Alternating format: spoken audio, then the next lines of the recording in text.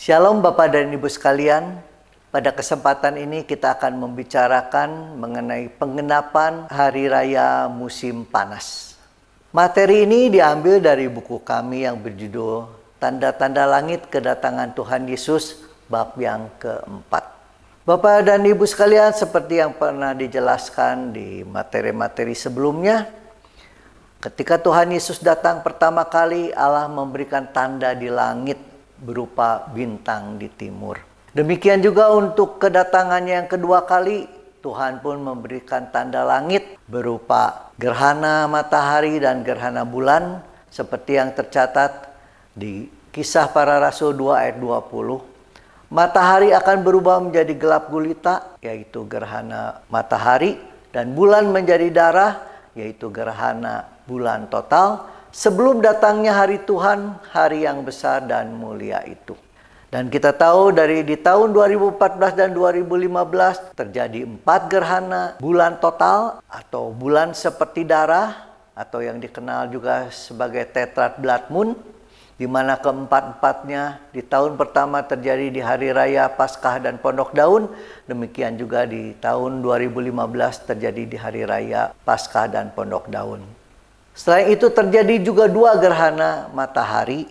Yang pertama gerhana matahari total di awal tahun 1 Nisan, dan satu lagi gerhana matahari parsial di hari raya Serunai. Bapak Ibu sekalian, ternyata bukan hanya ada 6 gerhana di mana ke-6-6-nya terjadi di hari-hari raya bangsa Israel.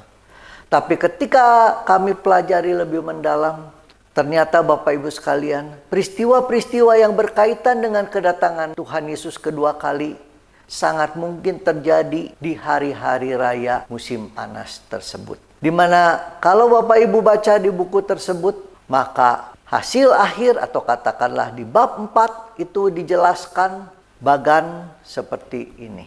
Jadi misalnya dijelaskan bahwa pengangkatan akan terjadi di hari raya Hanukkah. Kemudian Tuhan Yesus akan nampak di awan-awan pada hari raya Pondok Daun. Pada tanggal 23 September ini tepat masuk ke tahun Yobel. Di hari raya Serunai ini akan terjadi akhir aniaya besar yang terjadi di Yerusalem. Kemudian di periode ini akan terjadi aniaya besar atau yang kita kenal sebagai Great Tribulation.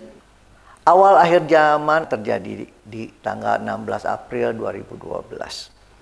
Bagaimana perhitungan-perhitungan tersebut? Mengapa bisa terjadi seperti itu? Itu yang akan kita bahas pada hari ini. Kenapa Bapak Ibu sekalian? Karena ternyata Bapak Ibu sekalian, gerhana-gerhana yang terjadi 2015 ini diulang kembali di tahun 2018 untuk kedua kalinya, dan sekali lagi di tahun 2019 untuk yang ketiga kalinya dengan arti atau nubuatan yang sama. Karena itu Bapak Ibu sekalian, mari kita pelajari ayat-ayat atau dasar-dasar perhitungan yang bisa menunjukkan kejadian-kejadian tersebut. Pertama-tama Bapak Ibu sekalian, kita akan pelajari mengenai fungsi benda langit. Di Kejadian 1 ayat 14 dikatakan, berfirmanlah Allah, jadilah benda-benda penerang pada cakrawala untuk memisahkan siang dan malam. Biarlah benda-benda penerang itu menjadi tanda yang menunjukkan masa-masa yang tetap dan hari-hari dan tahun-tahun. Maka Allah menjadikan kedua benda penerang yang besar itu, yakni yang lebih besar untuk menguasai siang, itu adalah matahari, dan yang lebih kecil untuk menguasai malam, itu adalah bulan, dan menjadikan juga bintang-bintang. Jadi Bapak Ibu sekalian, di antara benda-benda langit tersebut, Tuhan menciptakan 2 benda langit yang khusus, yaitu matahari dan bulan, di mana matahari dan bulan itu akan menjadi benda yang menjadi tanda yang menunjukkan masa-masa yang tetap, hari-hari dan tahun-tahun. Apa yang dimaksud dengan masa-masa yang tetap? Jika kita pelajari di ayat aslinya, kata masa-masa yang tetap itu berasal dari kata moed atau moade, di mana salah satu terjemahannya adalah set feast atau solemn feast, atau hari raya yang tetap atau hari raya yang besar. Sehingga Ayat di kitab Kejadian 1 ayat 14 dapat diterjemahkan menjadi, berfirmanlah Allah, jadilah benda-benda penerang pada cakrawala untuk memisahkan siang dari malam. Biarlah benda-benda penerang itu menjadi tanda yang menunjukkan hari raya yang tetap atau hari raya yang besar dan hari-hari dan tahun-tahun. Artinya Bapak Ibu sekalian, matahari dan bulan ini akan menjadi tanda yang berkaitan dengan hari raya maupun hari raya yang mengandung peristiwa yang besar. Bangsa Israel mempunyai 7 hari raya. 3 hari raya musim hujan, yaitu Paskah, Buah Sulung, dan Pentakosta. Dan 4 hari raya musim panas, yaitu Serunai, Pendamaian, Pondok Daun, dan Hanukkah. Sebelumnya Bapak Ibu sekalian, dalam video yang berjudul Hari-Hari Raya Yahudi dan Nubuatannya telah dijelaskan mengenai hal-hal yang berkaitan dengan hari raya tersebut. Secara singkatnya hari raya tersebut dibagi 2, di mana hari raya musim hujan telah digenapi. Ada 3, di mana yang pertama adalah hari raya Paskah, digenapi oleh kematian Tuhan Yesus sebagai anak domba yang dikorbankan bagi penebusan dosa-dosa manusia. Yang kedua adalah hari raya Buah Sulung, yang digenapi oleh kebangkitan Tuhan Yesus di antara orang mati sebagai yang sulung dari orang-orang yang telah meninggal. Yang ketiga adalah hari raya Pentakosta, yang digenapi oleh pencurahan Roh Kudus, di mana firman Allah ditulis bukan lagi pada loh-loh batu, melainkan pada loh-loh daging, yaitu di dalam hati manusia. Sedangkan hari raya musim panas ada 4, dan berikut adalah nubuatannya. Hari raya Serunai memiliki nubuatan bahwa bangsa Yahudi akan diperhadapkan lagi untuk memilih antara menyembah berhala atau menyembah Tuhan. Yang kedua, hari raya Pendamaian. Hari raya ini memiliki nubuatan bahwa mereka yang tetap setia, maka namanya akan tetap berada di kitab kehidupan. Dan yang kedua adalah tahun Yobel atau tahun pembebasan dimulai sesudah hari raya Pendamaian yang ke-49. Hari raya yang ketiga adalah hari raya Pondok Daun, di mana hari raya ini mempunyai nubuatan, di mana Tuhan Yesus akan turun dari sorga dan nampak di awan-awan, serta pengangkatan mereka yang mati dalam Kristus. Hari raya yang keempat, yaitu hari raya Hanukkah, memiliki nubuatan anak Tuhan akan disucikan, dimurnikan, dan diuji, dan yang bertahan akan selamat. Bapak Ibu sekalian, hari raya Pendamaian seperti tadi telah dijelaskan memiliki nubuatan bahwa mereka yang tetap setia maka namanya akan tetap tercatat di kitab kehidupan. Dan yang kedua adalah tahun Yobel atau tahun pembebasan dimulai sesudah hari raya Pendamaian yang ke-49. Jadi Bapak Ibu sekalian, tahun Yobel adalah tahun pembebasan. Ya. Di Imamat 25 ayat 28 dikatakan, tetapi jikalau ia tidak mampu untuk mengembalikannya kepadanya, maka yang telah dijualnya itu tetap di tangan orang yang membelinya sampai kepada tahun Yobel. Dalam tahun Yobel tanah itu akan bebas dan orang itu boleh pulang ke tanah miliknya. Jadi ayat ini menjelaskan, jika ada seseorang menjual tanahnya kepada orang lain, kemudian dia tidak mampu membeli kembali atau menebusnya, maka pada tahun Yobel, sang pembeli harus mengembalikan tanah tersebut kepada pemilik sebelumnya. Ya. Demikian juga Bapak Ibu sekalian, di ayat 39 dikatakan, apabila saudaramu jatuh miskin di antaramu sehingga menyerahkan dirinya kepadamu, maka janganlah memperbudak dia. Sebagai orang upahan dan sebagai pendatang ia harus tinggal di antaramu sampai kepada tahun Yobel ia harus bekerja kepadamu. Kemudian dia harus diizinkan keluar daripadamu, ia bersama-sama anak-anaknya, lalu pulang kembali kepada kaumnya dan ia boleh pulang ke tanah milik nenek moyangnya. Jadi ayat ini juga menjelaskan bila ada seseorang yang karena miskin menjual dirinya, ya menjadi budak atau menjadi pegawai daripada seseorang, pada tahun Yobel, sang tuan harus membebaskan orang tersebut. Bapak Ibu sekalian, berkaitan dengan tahun Yobel ini, banyak teolog yang meyakini bahwa kedatangan Tuhan Yesus kedua kali itu akan terjadi pada tahun Yobel. Mengapa? Karena tahun Yobel ini adalah tahun pembebasan, ya, di mana mereka yang menjadi budak dibebaskan, mereka yang berhutang pun dilunaskan atau dianggap lunas, sehingga ini adalah tahun yang benar-benar satu pembebasan. Sehingga mereka meyakini bahwa kedatangan Tuhan Yesus itu harus terjadi di tahun Yobel. Namun Bapak Ibu sekalian, jika kedatangan Tuhan Yesus itu terjadi di tahun Yobel, bagaimana menghitung awal tahunnya? Kita tahu Bapak Ibu sekalian, bangsa Yahudi telah terpencar dari tanah Israel pada kira-kira abad-abad pertama. Ya, mereka menyebar kemana-mana dan sesudah itu mereka tidak memiliki negara. Mereka baru memiliki lagi tanah air atau mereka baru memiliki lagi sebuah negara pada tahun 1948. Jadi bagaimana menghitungnya Bapak? Di Imamat 25 ayat 1, Tuhan berfirman kepada Musa di Gunung Sinai. Berbicaralah kepada orang Israel dan katakan kepada mereka, apabila kamu telah masuk ke negeri yang akan kuberikan kepadamu, maka tanah itu harus mendapat perhentian sebagai sabat bagi Tuhan. Bagaimana cara menghitung tahun Yobel? Tahun Yobel itu harus dihitung ketika bangsa Israel memasuki tanah yang Tuhan janjikan. Ketika itulah baru dimulai dihitung kapan tahun Yobel itu berlaku. Bapak Ibu sekalian, bangsa Israel mendapatkan Yerusalem Timur pada tanggal 7 Juni tahun 1967 dalam perang 6 hari. Dan Yerusalem Timur ini adalah tanah yang sangat penting. Mengapa Yerusalem Timur sangat penting? Karena di Yerusalem Timurlah lokasi Bait Suci Allah berada. Dan Yerusalem Timur adalah tanah yang Tuhan janjikan kepada bangsa Israel.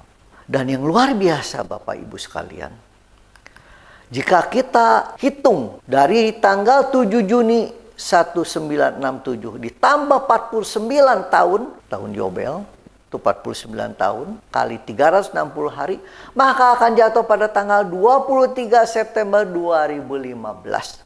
Dan itu tepat di hari pendamaian tahun 2015 ini, 23 September.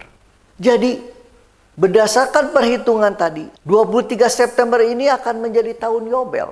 Bapak Ibu sekalian, sebelum saya jelaskan lebih lanjut, kita perlu tahu perbedaan antara perhitungan kalender Masehi dengan kalender Yahudi. Kalender Masehi, perhitungan hari atau pergantian harinya itu dimulai dari tengah malam. Ya, jadi dari jam 00.01 terus, ya, kemudian harinya itu berakhir pada pukul 12 malam. Sedangkan kalender Yahudi itu mengikuti kalender penciptaan.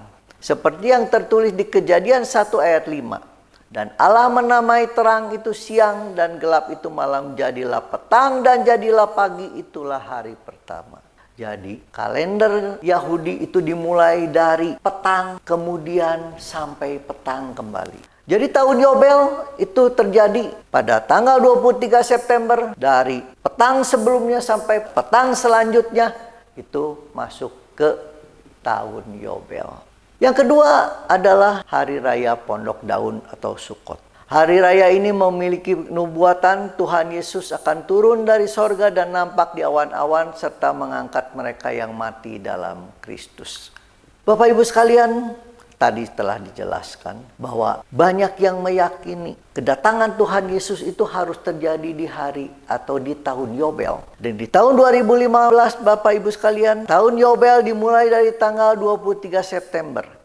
Sedangkan Pondok Daun itu terjadi di tanggal 28 September atau 5 hari kemudian. Artinya Hari Raya Pondok Daun 2015 itu telah berada di tahun Yobel. Karena itu sangat mungkin bahwa Tuhan Yesus akan nampak di awan-awan pada hari ini. Dan juga kemudian orang-orang yang mati dalam Tuhan akan diangkat. Bapak Ibu sekalian, jika pengangkatan terjadi di hari ini, maka kita bisa menghitung kapan awal tahun daripada akhir zaman ini, atau kapan awal daripada akhir zaman. Di kitab Daniel 9 ayat 27 dikatakan, raja itu akan membuat perjanjian itu menjadi berat bagi banyak orang selama 1 kali 7 masa. Pada pertengahan 7 masa itu ia akan menghentikan korban sembelihan dan korban santapan, dan di atas sayap kekejian akan datang yang membinasakan sampai pemusnahan yang telah ditetapkan menimpa yang membinasakan itu. Banyak teolog yang meyakini bahwa ayat ini adalah ayat yang menjelaskan mengenai awal akhir zaman. Ya, di mana beberapa menyampaikan bahwa awal akhir zaman itu akan dimulai dengan sebuah perjanjian antara Israel dengan Palestina. Kami meyakini juga bahwa ayat ini berkaitan dengan awal akhir zaman. Namun kami memiliki pandangan yang berbeda, di mana menurut kami perjanjian yang dimaksud di sini bukan perjanjian antara Israel dengan Palestina. Mengapa? Karena di ayat selanjutnya dikatakan bahwa perjanjian tersebut akan berat bagi banyak orang. Ya. Jika perjanjian tersebut berkaitan dengan Israel dengan Palestina, mungkin yang perjanjian tersebut bisa memberatkan orang Israel atau memberatkan orang Palestina, ya. Jadi tidak memberatkan banyak orang. Selain itu Bapak Ibu sekalian, kata perjanjian atau membuat perjanjian ini, kata ini dalam King James itu dipakai kata confirm the covenant. Ya. Confirm the covenant itu artinya apa? Artinya perjanjian tersebut sudah dibuat sebelumnya. Pada saat itu mereka hanya konfirmasi, hanya menekankan kembali, hanya mengingatkan kembali, atau hanya membuat satu tambahan pada perjanjian tersebut. Sebelumnya telah dijelaskan bahwa Hari Raya Pondok Daun jatuh pada tanggal 28 September 2015. Bila tanggal tersebut dikurangi atau mundur 1260 hari, maka akan jatuh di tanggal 16 April 2012. Dan ketika kita cek ada kejadian apa di tanggal 16 April 2012 tersebut, ternyata Bapak Ibu sekalian di tanggal tersebut terjadi satu peristiwa yang besar atau suatu peristiwa yang penting, yaitu ulang tahun yang ke-85 daripada Paus Benediktus yang ke-16. Artinya Bapak Ibu sekalian, jika kita mengacu lagi kepada ayat di Daniel tersebut, mungkin saja bahwa pada saat ulang tahun tersebut, raja itu atau dalam hal ini antikris akan confirm the covenant. Ya, katakanlah selain memberikan ucapan selamat, mengingatkan kembali mengenai perjanjian yang telah dibuat sebelumnya. Apa perjanjian tersebut? Bahwa Paus Anda harus mundur. Di LAI dipakai kata membuat perjanjian. Ya, artinya apa? Bisa saja pada saat itu antikris lain memberi ucapan selamat, kemudian menyampaikan bahwa sesuai dengan perjanjian yang pernah dibuat lagi perjanjian baru, atau diingatkan lagi bahwa Anda harus mundur pada tanggal sekian. Mengapa mundurnya Paus Benediktus itu akan berat bagi banyak orang? Karena Santo Malachi membuat nubuatan, dan ini adalah nubuatannya, ya, di mana terjemahannya dalam bahasa Indonesia adalah, selama penganiayaan terakhir dari gereja Roma, kursi akan diduduki oleh Peter dari Roma yang akan memberi makan domba banyak kesengsaraan. Dan ketika hal-hal ini selesai, kota 7 bukit akan dihancurkan dan hakim yang berkuasa akan menghakimi umatnya.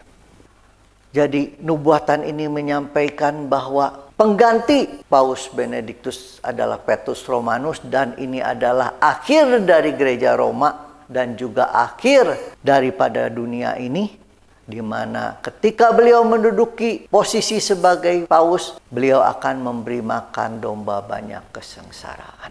Jadi ini adalah awal daripada akhir zaman. Selanjutnya adalah Hari Raya Hanukkah. Hari Raya Hanukkah mempunyai nubuatan anak Tuhan akan disucikan, dimurnikan, dan diuji, yang bertahan akan diangkat. Di kitab Daniel 12 ayat 10 dikatakan, Banyak orang akan disucikan dan dimurnikan dan diuji, tetapi orang-orang fasik akan berlaku fasik. Tidak seorang pun dari orang fasik itu akan memahaminya, tetapi orang-orang bijaksana akan memahaminya. Di ayat 12 dikatakan, berbahagialah orang yang tetap menanti-nanti dan mencapai 1335 hari. Artinya Bapak Ibu sekalian, ayat ini menjelaskan bahwa pada akhir zaman, anak-anak Tuhan akan disucikan, dimurnikan, bahkan diuji. Dan mereka yang bertahan sampai 1335 hari, mereka ini akan dikatakan sebagai orang-orang yang berbahagia.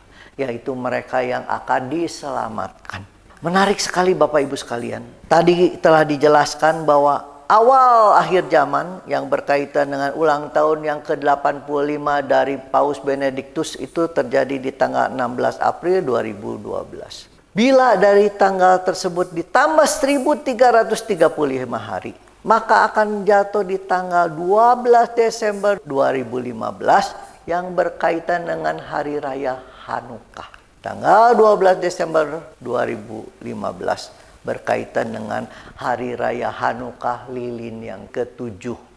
Artinya mereka yang bertahan, bersabar menahan pemurnian ujian tersebut sampai 1335 hari, maka mereka ini akan diselamatkan atau akan memperoleh keselamatan. Dan itu bertepatan dengan lilin ke-7 di Hari Raya Hanukkah. Di Injil Matius 24 ayat 29 dikatakan, segera sesudah siksaan pada masa itu, matahari akan menjadi gelap dan bulan tidak bercahaya dan bintang-bintang akan berjatuhan dan langit dan kuasa-kuasa langit akan goncang.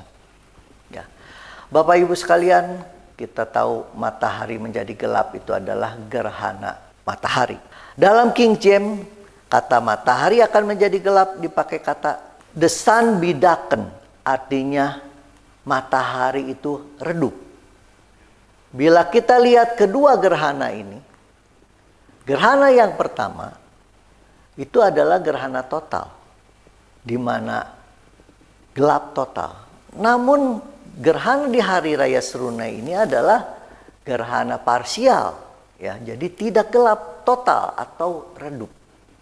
Jadi mungkin Bapak Ibu sekalian, akhir aniaya besar itu akan terjadi di sini. Ya, akhir aniaya besar. Yang menarik Bapak Ibu sekalian, di Daniel 12:11 dikatakan, sejak dihentikannya korban sehari-hari dan ditegakkannya dewa-dewa kekejian yang membinasakan itu ada 1290 hari. Bapak Ibu sekalian, tadi telah dijelaskan bahwa pada pertengahan 3,5 tahun ini, Antikris akan menguasai bait suci Allah, bahkan menyatakan dirinya sebagai Allah, dan akan didirikan patung Antikris, di mana akhirnya mereka akan memaksa semua orang untuk menyembah patung tersebut. Yang menolak untuk menyembah akan dibunuh. Itu akan terjadi di pertengahan. Ketika patung Antikris didirikan, korban sehari-hari dihentikan. Dan dikatakan lamanya itu 1290 hari. Dari pertengahan ini sampai ke ujung. Jadi kalau kita hitung Bapak Ibu sekalian, kapan itu terjadi, maka kita akan hitung mundur. Dari ujung sini, ujung 7 tahun, ditarik 1290 hari. Dan itu akan jatuh di tanggal 29 Agustus 2015 pada Hari Raya Tesufah. Pada hari raya bangsa Israel diingatkan untuk tidak lagi menyembah berhala, untuk tetap setia. Dan tadi telah dijelaskan masa penganiayaan tersebut akan berakhir di Hari Raya Serunai. Di kitab Wahyu juga dijelaskan bahwa kesusahan besar tersebut terjadi selama 10 hari. Itulah yang disebut sebagai Great Tribulation yang akan terjadi di Yerusalem. Dari 29 Agustus ke 13 September itu 16 hari. Jadi Great Tribulation itu akan terjadi di periode 29 Agustus sampai 13 September. Di mana pada 13 September penganiayaan tersebut telah berhenti atau telah berakhir. Jadi aniaya besar akan terjadi di sini. Bapak Ibu sekalian, itu adalah tafsir mengenai penggenapan Hari Raya Musim Panas. Beberapa dari kita mungkin tidak terlalu familiar dengan peristiwa-peristiwa maupun hari raya tersebut. Karena itu, saya menganjurkan agar Bapak Ibu bisa mengulang kembali video ini atau membaca buku tersebut. Buku tersebut dapat diunduh cuma-cuma di website wahyuakhirzaman.com. Demikian Bapak Ibu sekalian penjelasannya, semoga menjadi berkat dan hal tersebut memicu kita untuk mempersiapkan diri dengan lebih baik untuk menyambut kedatangan Tuhan Yesus kedua kali. Amin.